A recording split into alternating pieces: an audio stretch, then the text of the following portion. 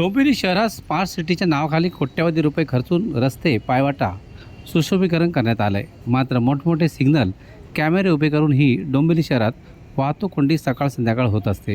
त्याचं कारण येथील सिग्नल यंत्रणा बंद अवस्थेत आहे.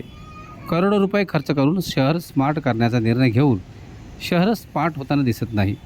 या सगळ्याचा जाब विचारण्यासाठी आणि योग्य कारवाईसाठी मनसे शहर शाखेच्या वतीने आयुक्तांना भेटण्यासाठी जाणार आहेत आणि सिग्नल यंत्रणेच्या आणि वाहतूक व्यवस्थेच्या मनमानी कारभाराविरुद्ध आवाज उठविणार असल्याचे मत मनसे माजी नगरसेवक मनोज घरत यांनी व्यक्त केले. Bureau report, Dombivli fast. Dombivli शहरात सर्वच ठिकाणी वाहतुकीचा बोजवारा उडालेला आहे.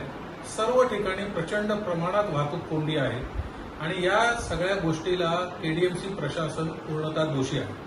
अनेक वर्षापासून अनेक ठिकाणी डोंबिवली शहरामध्ये सिग्नल यंत्रणेच्या नावाखाली पोल उभे केलेले आहेत, परंतु अद्यापही ते सुरू झालेले नाहीये. स्मार्ट सिटीच्या नावाखाली आम्हाला हजारो कोटींची गाजरं दाखवण्यात आली.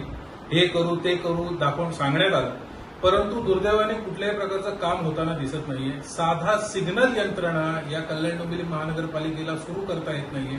त्यामुळे अपघात होत आहेत. प्रचंड प्रमाणात वाहतूक जाम होते. डोंबिवली पूर्वेतून पश्चिमेला, पश्चिमेतून पूर्वेला यायचं असेल तर अर्धा पाऊण तास या गोष्टींसाठी लागतोय. त्यामुळे प्रशासनाने याची गंभीर दखल घेणं फार गरजेचं आहे आणि या प्रश्नावर लवकरच आम्ही नवनिर्वाचित आयुक्त जे आहेत त्यांची भेट मनसे शहराच्या वतीने लवकरच घेणार आहोत. धन्यवाद.